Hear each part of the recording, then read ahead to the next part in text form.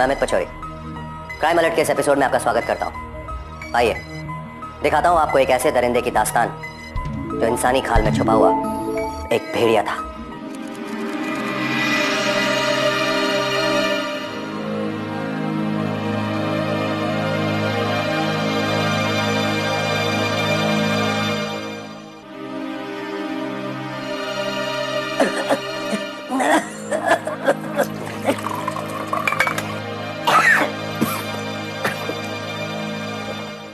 मैं आपको दवाई देती हूँ। नहीं बेटा, अब दवाइयों से कोई फायदा नहीं है बेटा। मैं ठीक नहीं होने वाला हूँ बेटा। पापा, मुझे मर जाने दो बेटी। आप कैसी बातें कर रहे हैं? मैं ठीक कह रहा हूँ बेटी। मैं किसी काम का नहीं रहा और मेरे इलाज के पैसों के लिए तुझे राजेश के साथ क्या क्या नहीं झेलना पड़ता है। ऐसा कुछ भी नहीं है पापा। अच्छा तो फिर ये क्या है हा? ये तो पापा दाल में तड़का लगाते वक्त थोड़ा सा जल गया। अच्छा, और उस दिन की चोट, वो जो तो बाथरूम में गिर गई थी। बेटा मैं तेरा बाप हूँ, तेरी हर चोट की वजह समझता हूँ। कोई इंसान किसी जानवर के साथ भी जैसा बर्ताव न करे वैसा बर्ताव तेरे साथ करता है बेटी। नहीं पापा, कोई इतनी बुरी भी नहीं है। आप तो अच्छी तरह से जानते हैं ईशा की पढ़ाई का खर्चा, आपके इलाज का खर्चा सभी तो उठाते हैं वो। और तो हमारे लिए तो उसकी हर एक हैवानियत बर्दाश्त करती है ना बेटी। तू ईशा की बहन नहीं है बेटी, तो उसकी माँ है। पापा, दीदी क्या? अभी तो खाना नहीं बना, बन रहा है।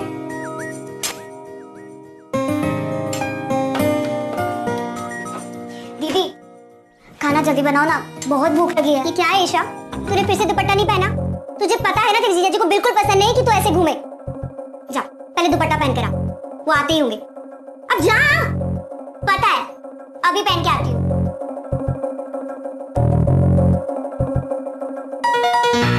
ये अभी तक नहीं आए, फोन करके देखती हूँ।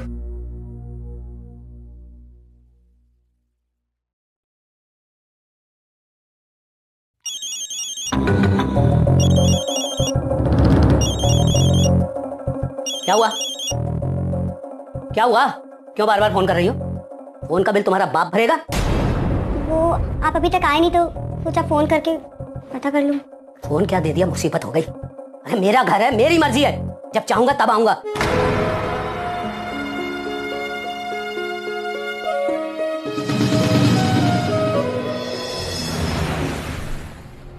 ईशा, तुम्हारी पढ़ाई कैसी चल रही है?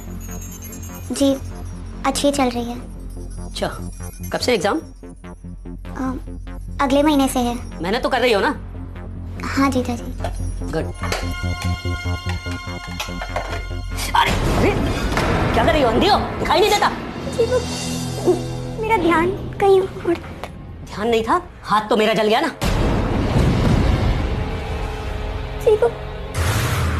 दाल इतनी गरम भी नहीं। गरम नहीं थी, ठंडी थी। ये लो तुम ही खाओ। दीदी दीदी दीदी आप ठीक तो है? दीदी आप पता चला ना दाल कितनी गरम है। दीदी मैं साफ कर देती हूँ।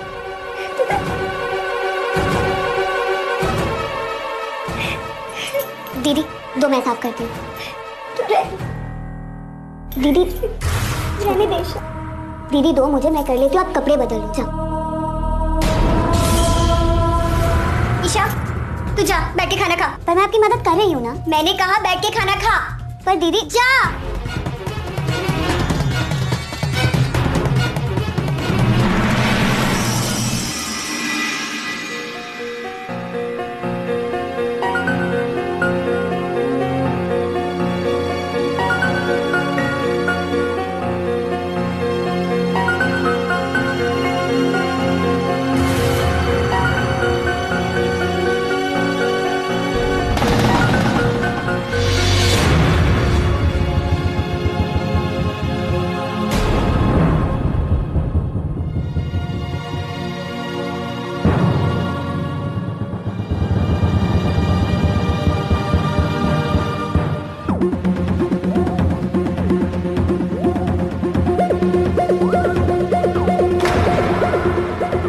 राजेश प्लीज, आज मैं बहुत थकी हुई हूँ।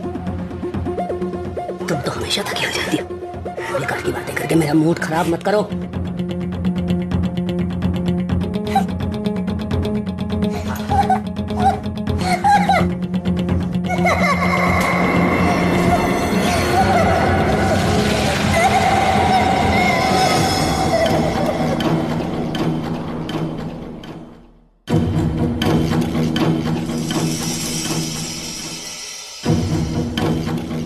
राजेश एक ऐसा दरिंदा था जो अपनी पत्नी पर जोर जबरदस्ती करना अपनी मर्दानगी का सबूत समझता था। ऐसे लोग हमारे समाज के लिए कलंक होते हैं। राजेश केवल बुरा पति ही नहीं बल्कि एक बुरा इंसान भी था।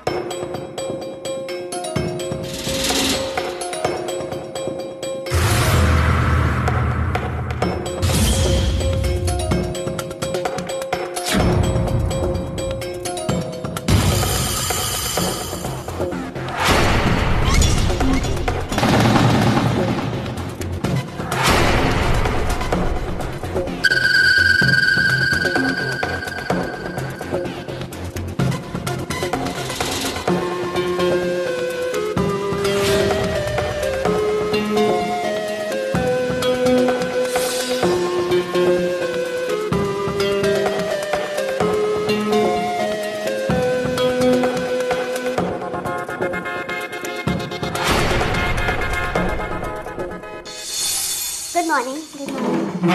मैं नाश्ता लेके आती हूँ।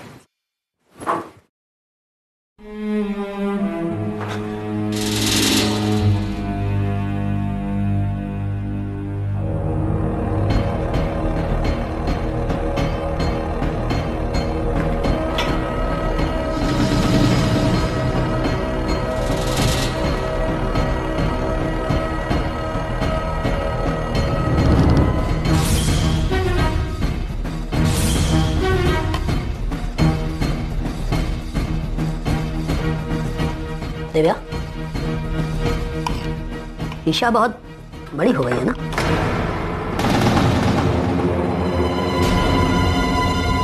हाँ। जाओ चटनी लेकर आओ। जाओ चटनी लेकर आओ।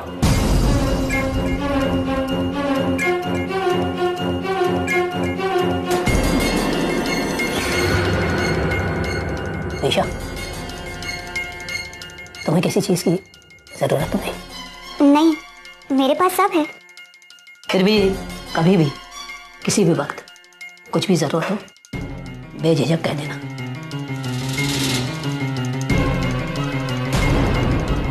तुम तो मेरी अपनी हो ना, और अपनों से क्या शर्माना।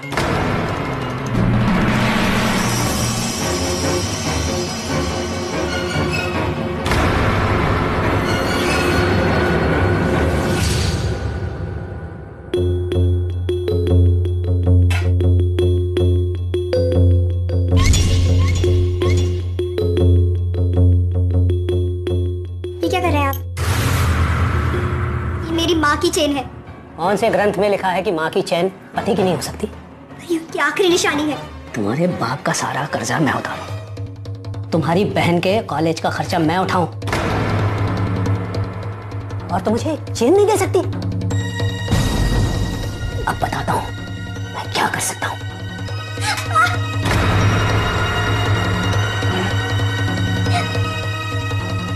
दीदी, आप ये सब क्यों सहते हो? अगर आपकी जगह मैं होती तो ऐसे आदमी को कब का छोड़ दिया होता। लेकिन तो मेरी जगह नहीं है ना। मैंने राजेश को छोड़ दिया तो हम सब कहाँ जाएंगे? तेरी इंजीनियरिंग का खर्चा कैसे उठेगा? बाबा के इलाज के लिए पैसे कहाँ से आएंगे? वैसे भी तू जानती है, वो जैसे भी है हमारी जरूरत है। आखिरकार वो मेरे पति हैं और मुझ पर हक है उनका।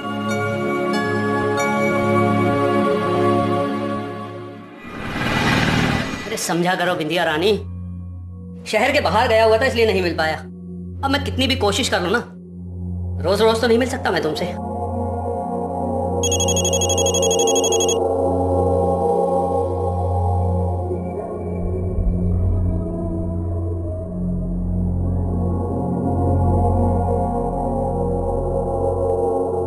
वाह, ये चेन कितनी सुंदर है। सोने की है क्या? मेरे हीरे जैसी जाने मन को क्या मैं पीतल का हार दूंगा? सोने का ही तो दूंगा ना। जाने मन, तुम मेरे दिल का टुकड़ा हो, टुकड़ा।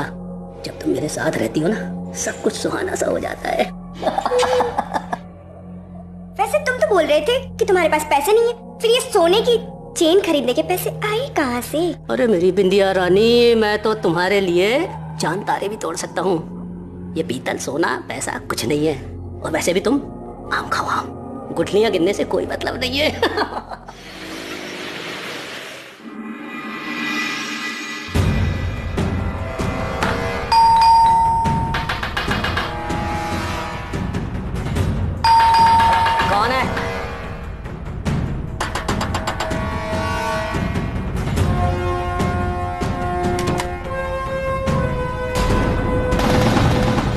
शशि भाई, आप इस वक्त, अरे मुझे फोन कर दिया होता, मैं खुद को फोन कर दिया होता। हाँ, कितने फोन किए तुझे, कितने फोन किया, और तूने मेरा फोन नंबर ब्लॉक कर दिया। तुझे क्या लगता है कि तू मेरे पैसे खाकर पार हो जाएगा और मैं देखता रहूंगा? अभी पैसा निकाल मेरा। शशि भाई थोड़ा वक्त दो ना, आपको तो पता है कि मार्केट कितना मंदा है। शशि भाई प्लीज। तू क्या आएगा मेरे घर तक? अगर तूने मेरा पैसा अभी इसी वक्त नहीं दिया तो मैं तुझे इस लायक नहीं छोड़ूंगा कि तू चल भी पाए। अभी मेरा पैसा निकाल। शशि भाई मुझे थोड़ा वक्त दो। शशि भाई, अबे हराम का पैसा समझता है क्या? मेहनत का पैसा है, कोई ब्लॉक करेगा? शशि भाई प्लीज भगवान के लिए छोड़ दीजिए, प्लीज छोड़ दीजिए, प्लीज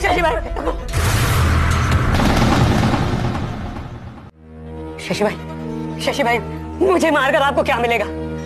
मेरे पास पैसे होते तो मैं पहले ही दे देता। मैं आपको इससे ज्यादा कीमती चीज देता हूँ ना। हाँ, मेरी बात तो सुनिए। पैसों से ज्यादा कीमती?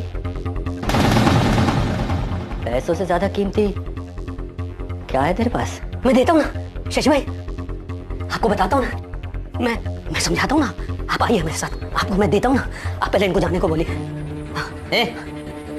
जाओ तुम लोग, जाओ तुम लोग, तुम जाओ, थोड़ा चखना लाओ और एक गिलास लाओ।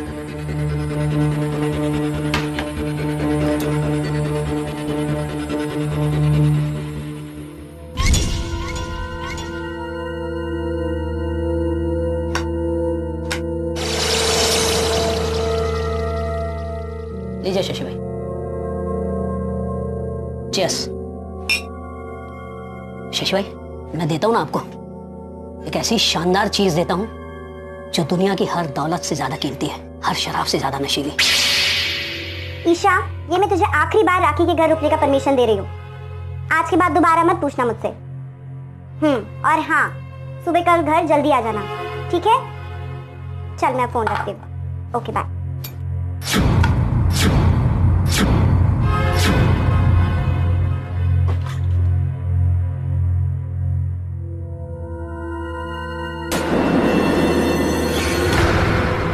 आप यहाँ क्या कर रहे हैं? मैं शोर मचा दूंगी। देखिए, मैं राजेश को बुला दूंगी। राजेश! राजेश! राजेश! राजेश! पापा!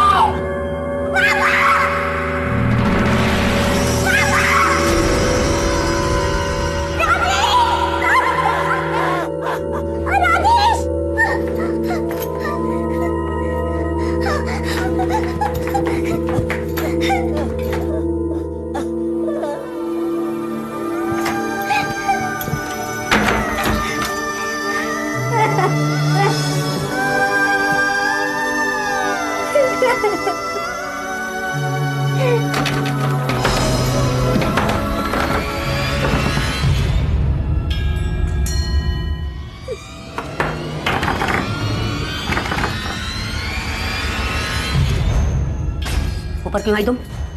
ऊपर क्यों आई? राजेश, शशि वहां मेरे साथ किचन में बदतमीजी कर रहा था और तुम बैठे रहे। तुम्हें कितनी आवाज लगाई, कोई पराया मर्द तुम्हारी पत्नी को छू रहा था और तुम, शर्म आनी चाहिए तुम्हें। हल्का सा छू तो लिया था तुम्हें उसने, ऐसा खून कर दिया तुम्हारा। पत्नी हो तुम मेरी पत्नी, तुम्हारा इतना फर्ज नहीं बनता मेरे लिए? मुझे कोई परेशानी नहीं है तो तुम्हें क्या दिक्कत हो सकती है? तुम्हें पता है वो मेरे साथ क्या करना चाहता था? मुझे एतराज क्यों नहीं होगा?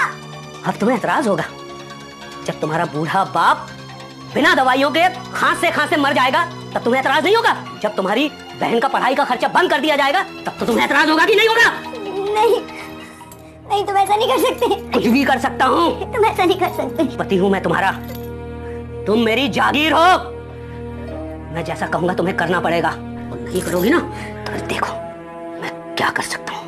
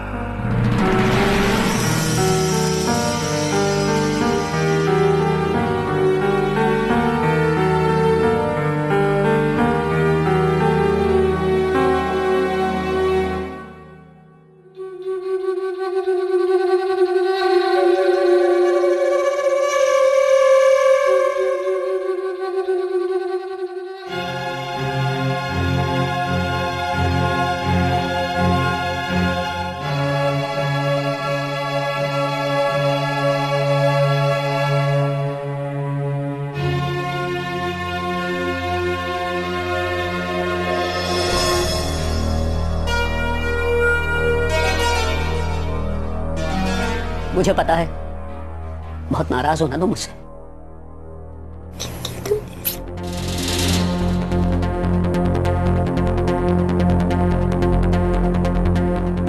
मैं तो तुम्हारी पत्नी हूँ ना। मुझे माफ कर दो, मुझे माफ कर दो दिव्या, मुझे माफ कर दो। मैं मानता हूं कि मैं गलत हूं, पर तुम्हें पता है ना वो शशिलाल का मेरे ऊपर 2 लाख रुपए का कर्जा है। तुमने देखा ना कैसे गुंडे लेकर आया था वो। अगर मैं उसे मना करता तो वो मुझे जान से मार देता। और तुम चाहती हो कि तुम्हारा पति चंद पैसों के लिए मारा जाए। दिव्या, अगर मैं ये सब नहीं करता ना तो आज मैं तुम्हारे सामने ऐसे बैठा ना रहता। मुझे बहुत दुख है मुझे। पर तुम मेरी पत्नी हो, बहुत प्यार करता हूं मैं तुमसे, बहुत प्यार करता हूं। भूल जाओ इसे एक बुरा सपना समझकर भूल जाओ दिव्या। मैं तुमसे वादा करता हूं कि अब मैं ऐसी गलती दोबारा नहीं करूंगा। I love you Divya, I love you, I love you, I love you.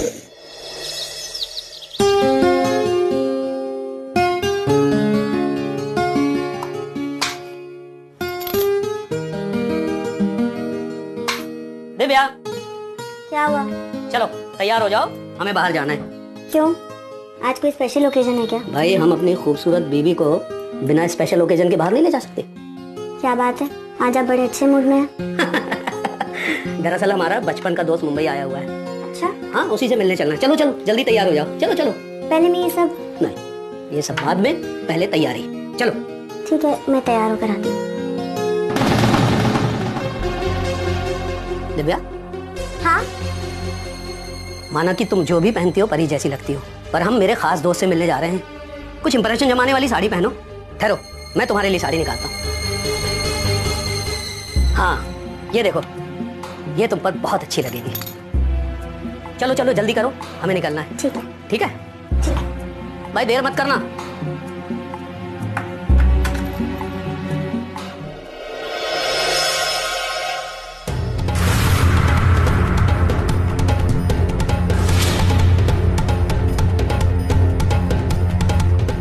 वाह, ये हुई ना बात। बहुत अच्छी लग रही हो आज। चलिए वरना लेट हो जाएंगे। हाँ हाँ हाँ, चलो।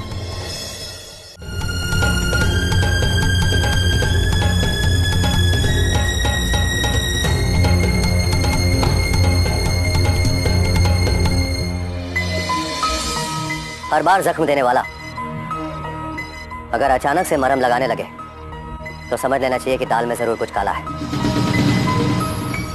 राजेश का दिव्या पर अत्याचार करना तो गलत था ही, लेकिन अपनी पत्नी का चंद रुपयों की खातिर सौदा करके उसने अपराध की सारी हदों को पार कर लिया। अरे देव भाई, आज आपको ऐसा म्यूजिक सुनाएंगे कि आपकी तबीयत खुश हो जाएगी। बनाओ भाई, मिश्रा जी का पैक बनाओ। अरे अरे राजेश भाई कैसे हैं? बढ़िया, अरे बहुत दिन बाद नजर आए, कहाँ रहते हैं आजकल? बस यही है। अरे देखो अपने राजेश भाई आए हैं। आओ दिव्या। भाभी जी भी आए।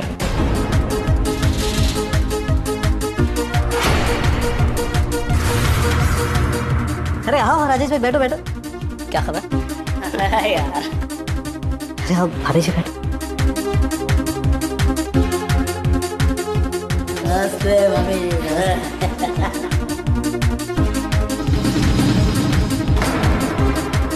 तो भाभी जी पैक लेंगी क्या? मैं नहीं पीती। कोई बात नहीं।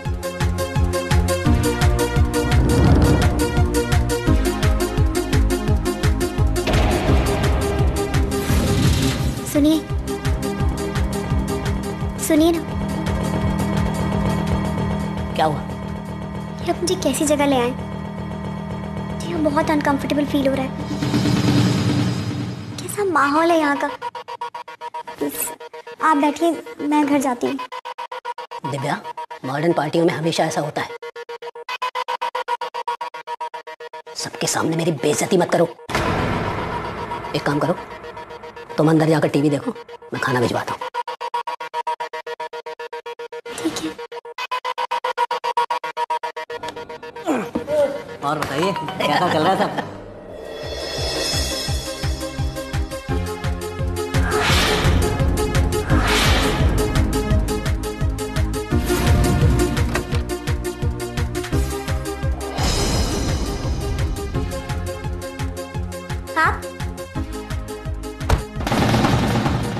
आप यहाँ क्या कर रहे हैं?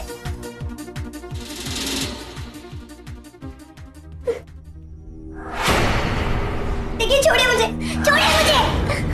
मैं राजेश की पत्नी हूँ, छोड़िए मुझे। देखिए, मैं राजेश को बुला दूंगी।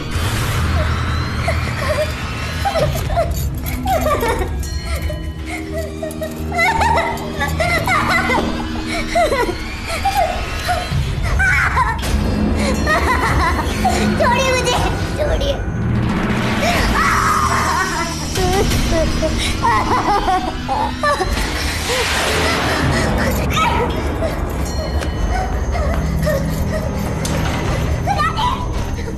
छोड़ो मुझे,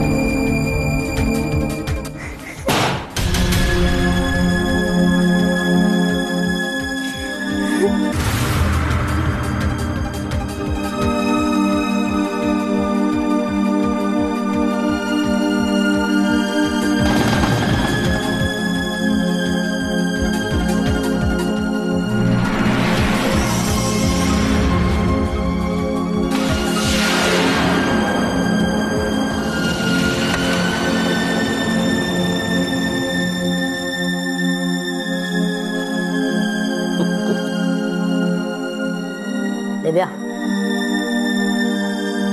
कपड़े पहन लो, घर जाना है। उठो। 25, 26, 27, 28 और 12,000। 28 और 12 बेबी, 28 और 12 कितने होते? 40।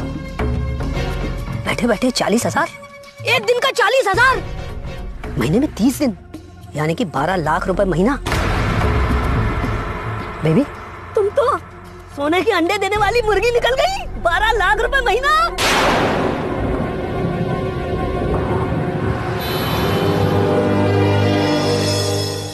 दिव्या की निजी जिंदगी में बहुत तकलीफ थी, लेकिन उनका सामना करने के लिए उसका राजेश के अत्याचारों का सामना करना गलत था।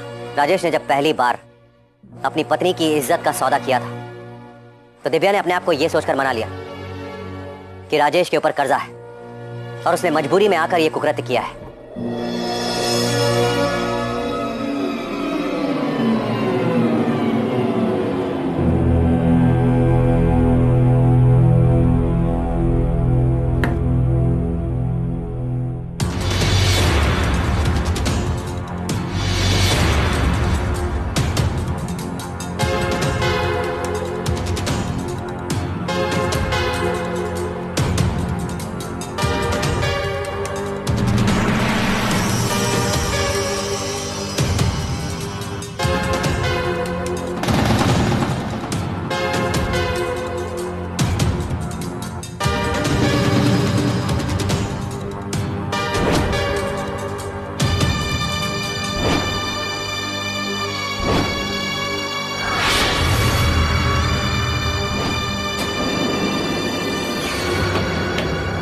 दीदी,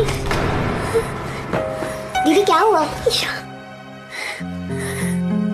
दीदी क्या हुआ? आप रो क्यों रहे हो? ईशा, ईशा तू मुझसे वादा कर, मुझसे वादा कर कि तू खूब मेहनत करेगी, इंजीनियर बनेगी और अपने पैरों पे खड़ी होगी। और जब तेरी नौकरी लग जाएगी बाबा का ख्याल रखेगी ना ख्याल? हाँ दीदी, मैं वादा करती हूँ मैं बाबा का ख्याल रखूंगी और आपका भी। मेरा ईशा, ईशा।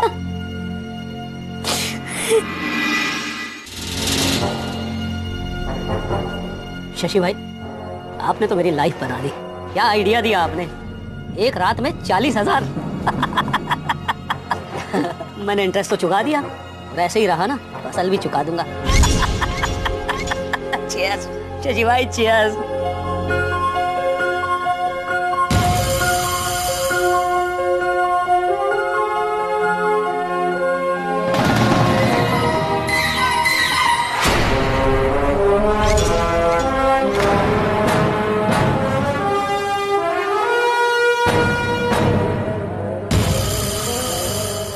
यार राजेश, तो दुनिया का सबसे खुशनसीब आदमी है।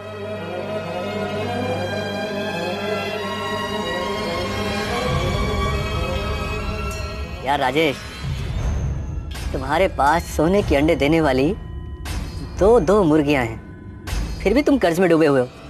दो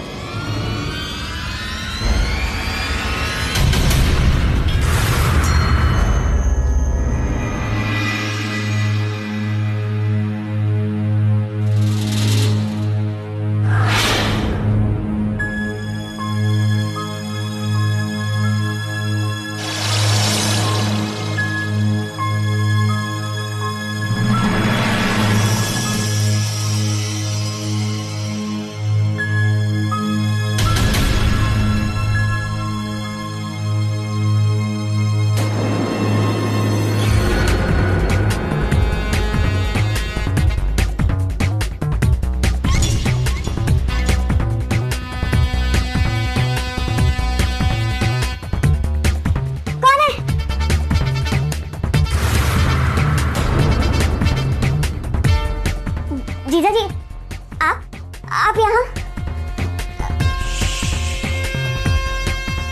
आपको कुछ चाहिए? मैं दीदी को बुलाऊं? मुझे जो चाहिए वो तुम ही दे सकती हो।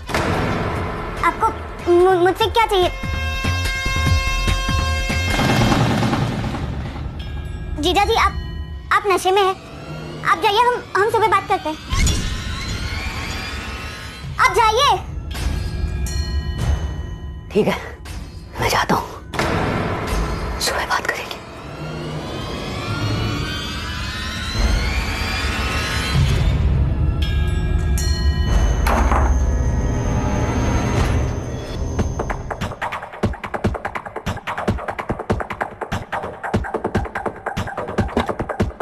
दिव्या, तुम शाम को तैयार हो जाना, हमें मेरे दोस्त के घर जाना है। मैं नहीं जाऊंगी। नहीं जाएगी? मतलब? मुझे अच्छी तरह से पता है कि तुझे कैसे ले जाना है। नहीं जाऊंगी। क्या कर लोगे? मार दोगे मुझे? तो मार दो। क्या सोच रहे हो? मुझे मारने के बारे में सोच रहे हो? मारो ना, मारो ना, मारो मारो मारो मारो मुझे। वैसे भी तुम जैसा नामर्द अपनी मर्दानगी ऐसे दिखाता है।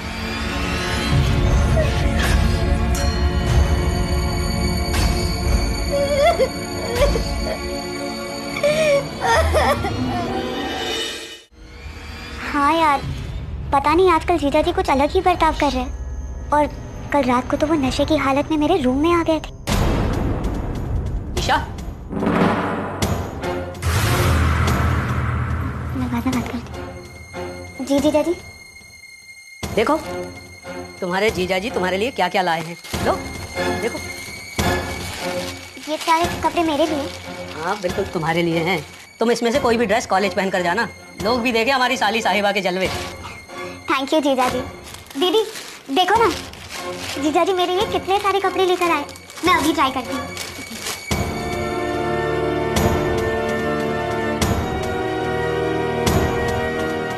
हाँ हेलो, आज रात मैं उसे किसी भी तरह से 9 बजे लेकर आ जाऊंगा। अरे तुम देखोगे तो खुश हो जाओगे, खुश। 19 साल की है, सिर्फ 19 साल की। चलो ठीक है, बाय। ईशा को कहाँ ले जा रहे हैं आप?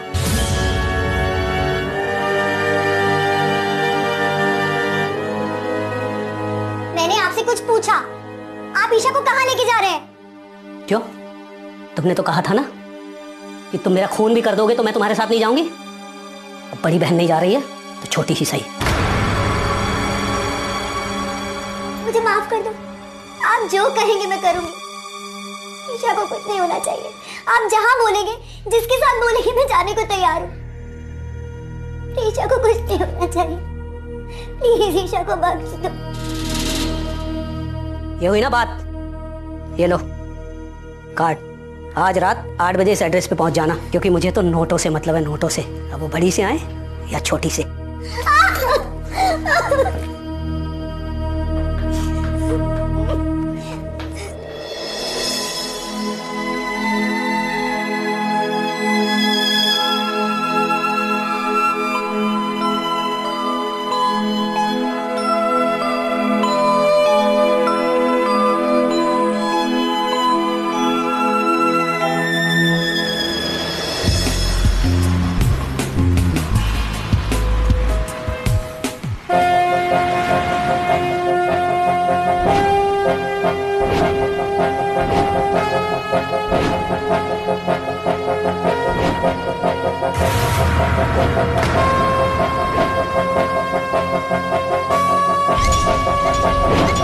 पता नहीं आजकल जीजा जी कुछ अलग ही बर्ताव कर रहे हैं। और कल रात को तो वो नशे की हालत में मेरे रूम में आ गए थे।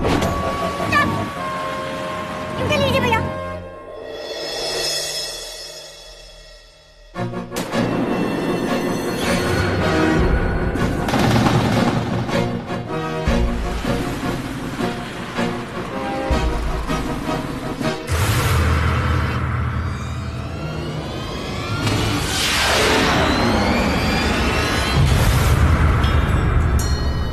चलाइए प्लीज।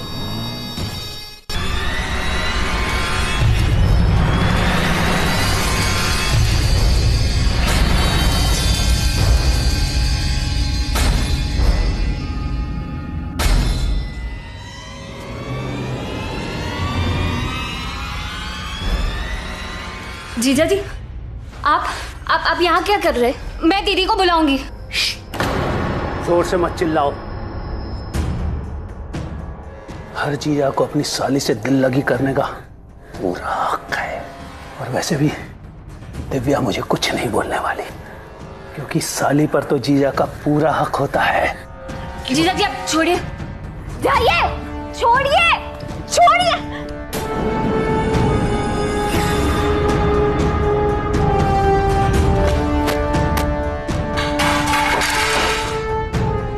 जीजा जी छोड़िए।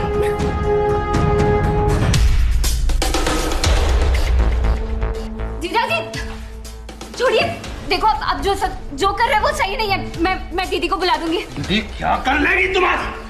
जीजा जी मैं आपकी कंप्लेंट कर दूंगी। मैं दीदी को आवाज, दीदी, दीदी।